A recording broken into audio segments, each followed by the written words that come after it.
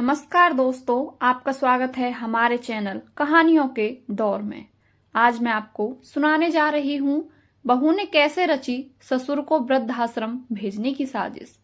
बेटे को पता लगने पर पत्नी को सिखाया ऐसा सबक। चलिए शुरू करते हैं आज की ये कहानी। जब रोहित कॉलेज में था तब माँ उन्हें और दुनिया को छोड़कर जा चुकी थी। एक काम वाली बाई संता थी जो सुबह से लेकर शाम तक उनके घर का सारा काम करती थी। नई नई शादी हुई थी, इसलिए शांता बाई का दिन भर घर में रहना मंजू को अपनी प्राइवेसी में बांधा सा लगता था। इसलिए अब शांता बाई सुबह खाना बनाना, कपड़े और पोछा करने के बाद चली जाती और वापस शाम को आकर खाना बनाती। शांता बाई की दोपहर की गैर हाजिरी से कई छोटे मोटे काम दिखाई देने लगे, जिनमें से ज्यादातर काम बिना कहे मोहन जी ये सोचकर कर लिया करते कि बहू को मदद हो जाएगी। लेकिन बहू सोचती कि ससुर को औरतों के काम में दखल देने की आदत है। एक दिन मौका देखकर मंजू ने रोहित से कहा, क्यों ना हम बाबूजी को वृद्धाश्रम में भेज दें। सिर्फ एक बार पैसा भरना पड़ेगा और उन्हें भी अपने उम्र के लोगों का साथ मिल जाएगा। हमें भी अपनी प्राइवेसी के बारे में ज्यादा सोचना नहीं पड़ेगा। रोहित ने मंजू की बातों पर ज्यादा ध्यान नहीं दिया। कुछ दिन ही बीते थे कि बाबूजी अपने दोस्तों के साथ एक हफ्ते के लिए टूर पर गए और इत्तेफाक से इसी दौरान शांता बाई भी छुट्टी पर थी। फिर क्या मंजू को जैसा चाहिए था वैसा समय मिलने लगा। अब रोहित रेस्टोरेंट में खाना खा लेता और मंजू का काम आमलेट, ब्रेड या मैगी से चल जाता। खाना बनाने की टेंशन नहीं थी, लेकिन घर में निकलने वाले सारे काम तो अभी भी करने ही थे। ससुर जी की गैर हाजिरी में मंजू को एहसास हुआ कि वह बिना कहे ही जो काम कर लिया करते थे उनसे कितना फर्क पड़ता था। छोटे मोटे लगने वाले यह काम भी काफी समय और एनर्जी वाले थे। कुछ दिन बीतने के बाद एक दिन रोहित मंजू को कहता है, चलो आज कहीं बाहर घूम कर आते हैं। मंजू बड़ी खुशी खुशी सज धज कर बाहर घूमने के लिए तैयार हो जाती है। रोहित मंजू को अपने घर से 4 किलोमीटर दूर एक चौल में लेकर जाता है। एक आदमी रोहित के हाथों में एक चाबी देता है। रोहित उस चाबी को लेकर चौल का एक कमरे का दरवाजा खोलता है। कमरा खुलते ही 2 रूम वाले उस छोटे से अंधेरे से भरे घर के अंदर रोहित मंजू को लेकर जाता है और कहता है, कैसा लगा तुम्हें हमारा नया घर? रोहित कहता है, हम अगले महीने से इसी मकान को भाड़े से लेकर रहेंगे, अलग और अपनी प्राइवेसी का मजा लेंगे। अभी मेरी आमदनी के हिसाब से हम इसी को अफोर्ड कर सकते हैं। रोहित का यह व्यवहार मंजू के समझ में नहीं आया।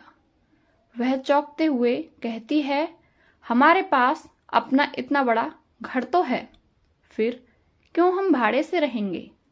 रोहित उसे टोकते हुए कहता है, सोच समझ कर बोला करो। वह घर हमारा नहीं है, वह माँ बाबूजी का है। तुम्हारे पास 1 महीना है सोचने के लिए कि तुम्हें आगे क्या करना है। दोनों वहां से वापस अपने घर लौट आते हैं। पूरे रास्ते मंजू के दिमाग में तरह तरह के विचार चल रहे थे। घर पहुंचते ही उसने रोहित से कहा, माना कि यह घर माँ बाबूजी का है, लेकिन क्या हमारा इस पर कोई हक नहीं है? रोहित ने कहा, बिल्कुल है, लेकिन माँ बाबूजी के बाद।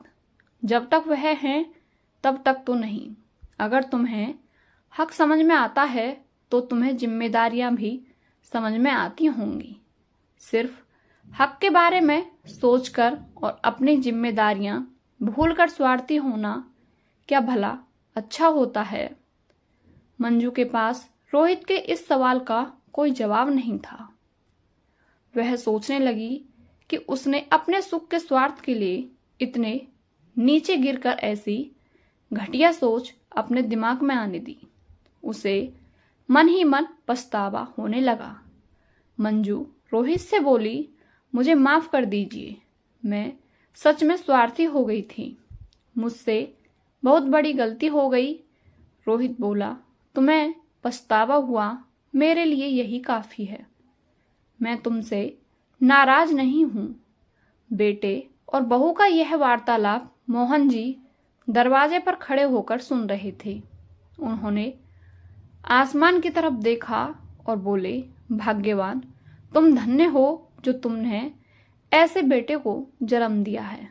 उन्होंने दरवाजा खटखटाया।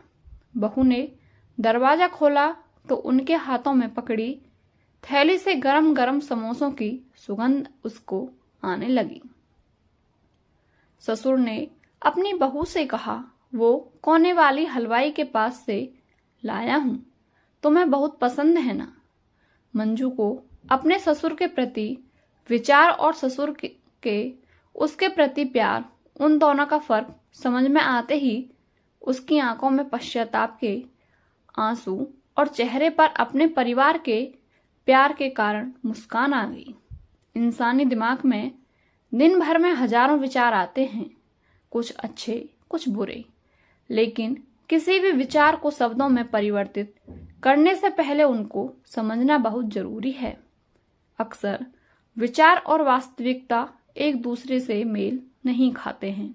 हमारे बुजुर्गों जो हमें बोझ लगते हैं, जिनसे हम बात बात में चिढ़ जाते हैं, और ऐसा इसलिए होता है क्योंकि हम स्वार्थी होकर सोचते हैं और हम उनके योगदान को समझ नहीं पाते। वह हमारे जीवन में बहुत अहम किरदार निभाते हैं।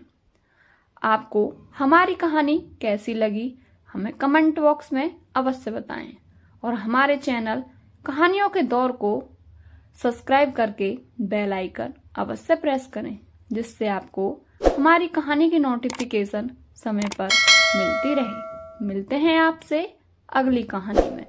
धन्यवाद।